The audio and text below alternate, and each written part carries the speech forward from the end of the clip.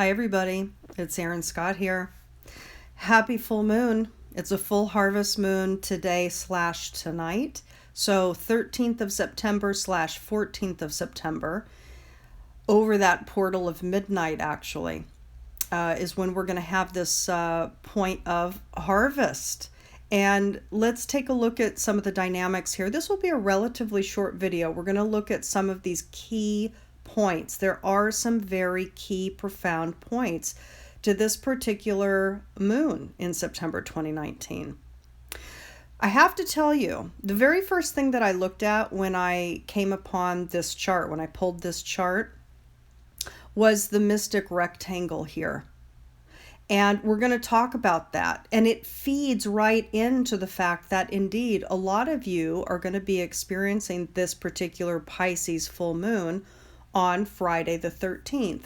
And a lot of you already know that 13 is considered a number that's associated with the goddess. It's associated with the feminine. There is in a year between 12 and 13 moons. It's a fractal between 12 and 13. So 13 is aligned with the cycles of a woman and the cycles of the moon. And indeed, we have in this mystic rectangle, everybody, the nodes of the moon here with Cancer, a water sign, ruled by the moon. So we have the north node of the moon in the sign ruled by the moon. And of course, this is, we're talking about the full moon here. But we have this other water sign here, Pisces, with Neptune and Lilith, also at 15 degrees here. 15 degree north node, 15 degree south node, along with Saturn very close to it, of course, Pluto very close to it, of course. But we have this 15 degree Lilith in Pisces, opposed 17 degrees Mars, okay? So this particular rectangle, what does that mean? Well, we have two sets of oppositions, but these oppositions are linked by trines and sextiles. So there's a synchronistic relationship between these points. The nodal axis, everybody, is our mastery. South node is old patterns that must be matured, released, recalibrated.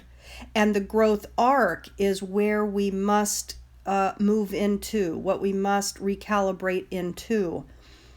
And the mastery arc for all of us on the collective level has been and will continue to be for a while Cancer. Cancer ruled by the moon.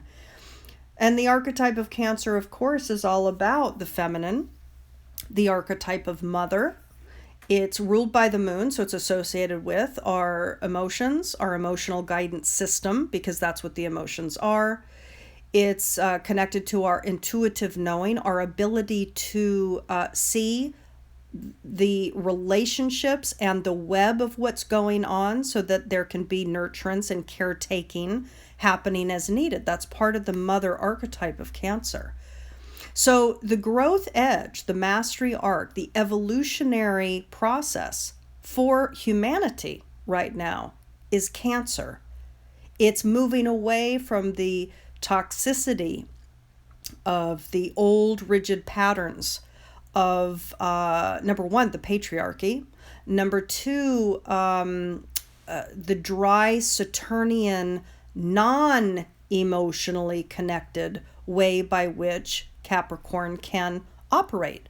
It's where its focus is. The focus of Capricorn is about achievement and moving up the ladder, career, the reputation in society, etc. So this is about gains in the outer world. This is about what matters in the inner world. And indeed, that is the mastery arc. So that being said, and going back to the number 13, which again, this moon is associated with for a lot of people, is this feminine sign here. This is a water sign connected by trine to Lilith and Neptune, where the moon is for this full moon in Cancer. And then we have these two earth signs, everybody, right? So we have these earth signs of Mars in Virgo, trining the south node, and of course the other planets here, the stellium of planet, in Capricorn. So we have earth and water. And this is in fact a feminine mystical rectangle. So what does that mean? Well, again, these functions are synchronistically connected via this four-cornered, ordered, rectangular formation, this form. However, there are oppositions here, which means that within this tight interworking of these points and planets, these functions within each of us as an individual, and as the whole collective is also operating and growing, there's oppositions playing out. So indeed, Mars in Virgo can be hypercritical, hyper-aggressive. A lot of the action set of the individual can be overly emphasizing practical matters, analysis, needing proof, etc. On the other hand, it's opposed Neptune in its home sign of Pisces, which is conjunct Black Moon Lilith. And Black Moon Lilith is how we do not feel valued, how we do not, and what is it that we do not value? So this location of Black Moon Lilith in Pisces, everybody, right on Neptune, is indicating by its nature that, especially with the opposition to Mars, the Mars is also the masculine. It's the extrovert aspect of the individual. It's the extrovert aspect of you, of each of us. And this opposition to Neptune, which is more connected to the psychic field, it's connected to the consciousness field, it's connected to the matter, the non-material world, the organizing principles which underlie physical matter. So this opposition can be quite practically aggressive, meaning a lot of aggressive minds. It's not provable, so it's not true. This is the kind of argument that's back and forth here, right? Between this and this, especially as I was saying with Black Moon Lilith here. So Neptune is all about the imagination and accessing the realms of the etheric. Lilith is what we don't value. And indeed, there's two ways by which this manifests, at least two. One is that Neptune, the function of Neptune within our charts or within any chart, such as this full moon chart, is indicating where we can feel into the whole. It's where we can feel into the collective, where we can feel into what is the narrative in the psychic field, or in the consciousness field rather, okay? That being said, what we're all feeling into are the fact that there are people on this planet, there are animals on this planet, there are the oceans and the waterways, Pisces, on this planet that are not being valued. And Neptune here, especially with the moon here, we're going to talk about the actual full moon, sun opposed moon. But before we do that, again, I want to get to this mystic rectangle. But what this is indicating, everybody, is that there is a generalized evaluation of spiritual realities, true spiritual realities. There can also be the delusion going on. We all know that, right? Neptune and Pisces squaring Jupiter and Sag. This can look like extreme fundamentalism here. This can look like extreme fantasy and delusion when it comes to a belief system or somebody's idea of truth. Okay? That's why you're going to notice a lot of people are having a lot of extreme dialogues about and conversations about their perspective and what and how certain religious figures are speaking to them, etc. Okay? Now, that all being said, this Lilith on Neptune can again show up and be activated and being catalyzed during this full moon in a couple different ways. One is there's a population of people that are really sensitive and psychically connected to and empathetic, compassionate to the living beings on this planet, and indeed the planet herself, the oceans themselves, the waterways themselves, etc., and all the living things that live in the oceans. There's compassion there for that which has been devalued. So that's one aspect of what's going on. But the other aspect here that's definitely still activated is an insecurity about spiritual connectedness, about spiritual wisdom, about empathy and compassion, about a more feminized way of operating that can connect in psychically and really feel intuitively and understand the bigger picture that is not physical matter. I want you to really hear that, because that's the main opposition here. The aggressive mind, keep in mind, Mercury rules Virgo. So the aggressive mind that is pushing back against anything that's not provable. So that's this opposition. And in the meantime, as this is going on, we have this nodal axis here, synchronistically bound by this mystic rectangle. So there is work happening within and through each one of us with these oppositions, but they are bound. For people mindful, for people willing, for people understanding themselves, able to look at themselves in an objective way, this mystic rectangle that's involving the mastery arc of the nodal axis is key to your revelatory and expansive process over the course of this harvest full moon in Pisces. Okay? This is significant. It's significant. The other thing that I want to state, everybody, is we have a 15-degree nodal axis. 15. It's a midpoint in the archetype. Intrinsically, what this is talking about is balance. This is the mastery arc, the North Node. Balance emotionally. Balance of intuitive knowing. This is about discernment and maturity. Balance, 15, not 0, not 29, 30 degrees. This is the balanced point, the midpoint, midway. And the fact is that this is happening as we have all of this stellium in Virgo still, right? And the North Node is sextiling this 17 degrees Mars, everybody. Okay? Now, and again, what that indicates is Mars, now in this particular chart, I'm looking at an Eastern US chart, so this is going to be different for different locations on the planet. But in this particular case, it kind of drives my point home, because here we have this midpoint of emotional mastery, discernment, yet tapping into it, not denying it. This is about really feeling into what is true, truly true, not delusionary. You know, Neptune can go into illusion. When it's not grounded spiritually, it can go into fantasy, okay? The point is that this North Node is sextiling Mars, but Mars in this chart on the Eastern US area of the planet is at the IC point, which is our emotional foundations, at 15 degrees. So we have an exact sextile to the 15-degree IC, and we have a sextile to the 17 degrees Mars.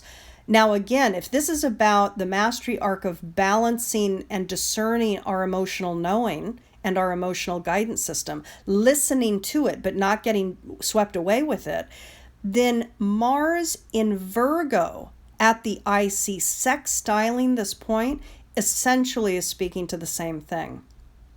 This is about integrity with our actions emotionally. That's what this is about. So it's a replicated narrative here, in other words, everybody. Again, this is the case no matter where you are located on the planet, but the fact is that this particular chart, New York time US, it happens to show the IC exactly sextiling this point. So essentially it replicates a narrative. But we already have the narrative right here, meaning that you're all experiencing it, okay? So synchronized process does take mindfulness, because there are these oppositional points that are triggering within. And I say within because we're talking about 2 water signs and 2 earth signs. This is a feminine rectangle. So there is more of an internalized process of growth and maturity and evolution happening. That all being said, let's please take a look here. No accident, absolute alignment with the 29-degree Mercury conjunct the 29-degree Venus in Virgo.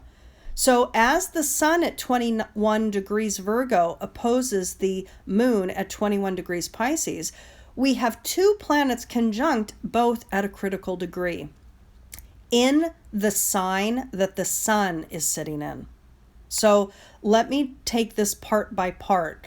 1, this is a full moon. So of course we have the sun oppose the moon, right? The sun represents the solar aspect of the self, the masculine aspect of the self, the expressed, externalized, action-oriented aspect of the self. It's what we emanate out. The moon, on the other hand, is the receptive entity to that light. It is receiving the light. It is the reflective, contemplative, internalized, emotionally connected narrative. It's more connected to the feminine, right? The feminine qualities within each of us. So the expressed self, the internalized self. That's what we're talking about whenever we're looking at a full moon. Well, the sun does represent the masculine, and here we have the sun conjunct Mars, which can be aggressive and reactionary. Mars, which rules Aries, is the infant of the zodiac. It's the first sign of the zodiac. It's the initial life force and the birth of the physical body. So that being said, we're talking about the ego identity, the persona, which is the function of the sun, the persona of the self, that is aggressive and reactionary, and maybe more overly masculinized in the mind, thinking that things have to be proved. You know, Virgo is an earth sign ruled by Mercury, and it is certainly about health and healing. It is about purity and innocence. It is about making sure all of the aspects of all of the parts are operating healthfully and well so that the whole is functional. This is all quite good. But it's also very much about physical reality, manifest form. There's a practicality to it. There's a logistical nature to it. It likes to work. It wants to get things complete and done and taken care of and all the details handled. So it can be very kind of reduced in its thinking, which is very left brain. And here we have Sun conjunct Mars in a Mercury-ruled sign, an Earth sign, a very proof-oriented sign. Show me, show me. I don't want to have faith up here. Show me the proof. Okay? That's what this opposition, at least to a large degree, is about. Is there more there? Of course. But this is a big component here. The point with all of that is that we also have Mercury and Venus still in Virgo, but at the point of this sun reflecting on the moon, something gets brought to light, something inside, something emotional, intuitive, and our inner knowing gets assimilated now, naturally, at the full moon. Well, what does it have to do with? Well, we know it has to do with the mastery arc of the nodal axis. Why? Because of this mystic rectangle. And we also know that it has to do with Venus conjunct Mercury at 29 degrees. Why? Because it's happening simultaneous with this harvest moon. Now, 29 degrees is a critical degree. It's the end of a transit through an archetype. And there's pressure with the 29. There's a pressure to have matured and assimilated the growth of that archetype. But the thing about a 29-degree planet, everybody, whether you hold it in your natal chart or whether we hold it in an event chart, is that there is a bit of pressure that's felt in the mind, and because we're talking about Mercury here, so there's pressure in the mind to assimilate, to have learned the lessons, to have really gained the wisdom of that transit through the archetype. Simultaneously, we have our value systems being pressured. What is it that we value? What is it about the mind and our faculties that we value? Here, there's a bit of a pressure to maybe overemphasize the value of the practical, the physical, the reality, the matrix, what we believe is the truth about this physical life here on earth. Okay, so there's pressure here to ascertain, what is it that I value? How is it that I think? What is it that I focus my mind and thoughts around? Okay, this is only going to be there for a day. So this is not a big deal. They won't sit and land on that 29-degree point for very long. But the point is that this particular full moon blueprint is activated naturally for the next 30-day cycle. So there's an imprinting here of mind and values. Now, there's a benefit also to this, because for a lot of people, the pressure that's being felt either energetically and unconsciously or more overtly and consciously, a lot of people are going to step up and meet this growth edge of a 29-degree, and they will learn the lessons. They will have, let's say, decided to mature the practical aspects of their physical life that they're needing to think about now. There are some practical logistics that a lot of people are thinking about, and they are revaluing. Okay? I don't know if this is making sense or not, but please know that a lot of folks out there listening to my voice will have already had the impetus to take care of some practical logistics in your life, or you will be falling into that narrative over the course of this weekend, or maybe even next week, maybe even for the next month. But you're going to be attending to things that need to be attended to. Paperwork, logistics, repairs, getting yourself set up for the oncoming season. So we're moving into a seasonal shift coming up for fall in the northern hemisphere, which is going to soon lead to a deep winter for some of us. So it's a matter of really taking care of the things that need to. Again, Mercury, Venus in practical Virgo. But it's also going to have to do for health and healing for a lot of you as well. Right? Because Virgo naturally is the narrative or is the archetype that is aligned with the health of the whole system. So, how is the health of your system? Or is your body off balance? Are you needing to really address some issues within your physical body, whether it's lethargy and a lack of movement and the need for exercise, or whether it's dietary inflammation issues that are really starting to arise at a new level lately, by the way, which a lot of you are going to understand that that is going to become more exacerbated as the months and years go on, because of the fact that we have Uranus here in Taurus. So the physical body, the industries of food, animal agribusiness, and all the ways by which the systems, the corporate global systems produce food, and what people believe and value in what they ingest, that's changing. There's a massive revolution happening in all those things. Well, that being said, you better know that because this is happening, there's going to be more pressure, energetic up-leveling happening energetically in the body system, which is going to obligate you to adjust your diet. All of you, okay? In one way, shape, or form. There will be some of you, a lot of you, most of you, all of you, that are going to have more sensitivities to food that are that's not natural and healthy and aligned for you. And you're each different. You each have a different body system.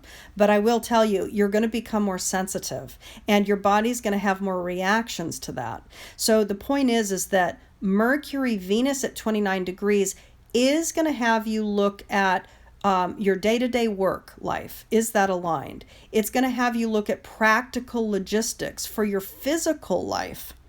And it's also going to have you look at your health and your healing. Are you operating in a healthful way? Is your whole system operating in balance? Okay?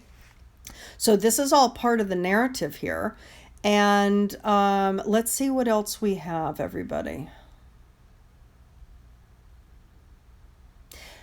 Let's look at this. So we can see Sedna here, the asteroid Sedna. We have it at 27 degrees Taurus. It's trining Mercury and Venus at this critical 29 degree, everybody. So we have an Earth trine. So there's a harmonic connection to Sedna in Earth Taurus, ruled by Venus, connecting to Venus. So Venus ruled Sedna is trining Venus at a critical degree on the mind, which is also at a critical degree. For those of you unaware, I want you to research and learn the myth of Sedna, but just to give you something to work with here, there are a few different versions of the myth of Sedna. It does indicate a radical wounding within the signature of the human being. So your particular natal blueprint, in other words, wherever Sedna resides, whatever sign and house it resides in, is significant because it shows us a radicalized, deep wounding. The myth of Sedna essentially, although there are a few different versions of it, essentially it's a myth of a daughter being arranged to be married off by the father, and the daughter doesn't want to. Sedna does not want to be married. She wants to be free. She doesn't want to be arranged and sent away and given a life that she doesn't want. So the father takes her out on a canoe and he pushes her off the side into the lake to drown her. And when she climbs up or attempts to climb back up the side of the canoe, he takes a blade, a knife, a sword, and chops off her fingers. So she falls to the bottom of the lake and she drowns. So the Sedna narrative within each of us in our natal blueprint, as well as in every event horizon, is significant naturally because it shows us where we feel existentially betrayed and where we feel betrayed and indeed perhaps killed, right? Because the actual myth is not only being killed, not only being betrayed, not only being betrayed and killed, but being betrayed and killed by someone who is supposed to unconditionally love us, right? So this is a very, very significant wounding. Now, in this particular narrative of this moon happening in Pisces, so there's something spiritual, something indeed existential. When we're talking about Pisces and Neptune and the 12th house, this is not in the 12th house, but it's approaching it. We're talking about issues of the soul structure. We're talking about issues of the consciousness field. We're talking about issues that are indeed of existential meaning to the individual or the event. Now, this moon is in Pisces. The full moon. There's something coming to light, existentially coming to light, spiritually coming to light, intuitively coming to light, psychically coming to light. Okay? As this is happening, we have Venus, Mercury, critical degree Virgo, health healing, trining. There's a harmonic connection to this deep betrayal narrative here. By the way, Sedna, because it does indicate a deep betrayal and narrative that would evoke complete fear, also brings about where we hold deep distrust. So where is it during this moon that we hold distrust? Taurus. Taurus is the ability to self-sustain, the ability to care for ourselves, the ability to value ourselves, the ability to make our own income and provide the food for ourselves and provide the shelter for ourselves. The ability to feel abundantly held in this world, taken care of by ourselves, okay? Now, Sedna in Taurus indicates that there is a lack of trust with a sense of our ability to take care of ourselves. And indeed that we can't trust that money or possessions or resources will be there. And indeed, this trine is a harmonic feeding tube of information. So this lack of trust that is arising in the psyche around this full moon has to do with survival. And it's speaking to this kind of 29-degree mind and value system. So critical degree, hyper pressure in the mind about what we value and what we need to prepare for. What I get here, everybody, is that a lot of you are going to naturally be tuned in intuitively and psychically to the need to prepare logistically for what might be emerging with regards to our logistics, meaning money, possessions, life. I know that I'm going through my own process with all kinds of things about planning ahead for the next several months in whatever way, shape, or form I need to do that. I imagine many of you are in the same way of operating. Why? Because we're already feeling the effects of this particular signature. So this is just a matter of, and again, the trine activation is quite good because it just means that there's a harmonic, there's a story here that's feeding what's activated here. So it has to do with a lack of trust that I'll be able to care for myself, right? Each individual. All right. Now, that being said, you have to understand that these two planets are very soon after going to pop into 0 degrees Libra, ruled by Venus. And there's going to be a complete ease of mind that's going to be activated naturally when that move occurs. But the fact is that, again, this particular full moon is happening in conjunction with a double 29-degree planetary conjunction with this particular trine. So it's significant. There's another significant piece here. This 29-degree Mercury Venus is also opposed Chiron, Chiron up here in Aries. And Chiron, of course, is the master healer and teacher. And Chiron is also where we feel vulnerable and where we feel mortal. That we essentially, that we have a wound that is hurtful. So there's a vulnerability, a rawness, and a sensitivity here, and a self-doubt because it's Aries Chiron. The capacity for us each to step up as a teacher healer is there naturally and is building over these next many years as Chiron transits Aries. But this is part of this narrative of pressurized thoughts about money and finances and values, issues of abundance, because Venus rules abundance. So pressurized thoughts with regards to this, practical logistics is being dealt with here simultaneously with letting the feminine wisdom set have a place in your way of operating. North Node, Cancer. That's what I want you to focus on here with this mystic rectangle. Let the action toward practical matters be balanced with your intuitive connection to the bigger picture.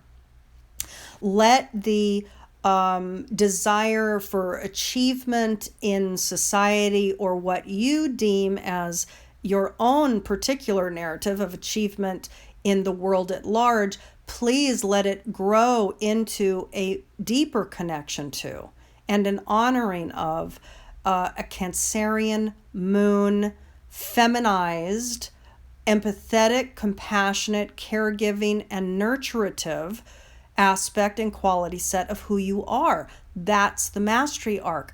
Balance of emotions, balance of your intuitive knowing. 15 degrees, everybody. There's a lot of balance that's being called here. Okay? It's the spiritual and it's the logistical. It's the earth-based, practical, real-world, physical reality, and it's the organizing principles underpinning all physical reality. It's both and. So we have balance called here. We have balance called here. We have a mastery arc here. Beautiful. So I think that's all I'm going to go into in this particular reading. I do send you all so much love for your process. I do want to remind those of you interested that there's a couple spaces left for this group session happening tomorrow. Okay.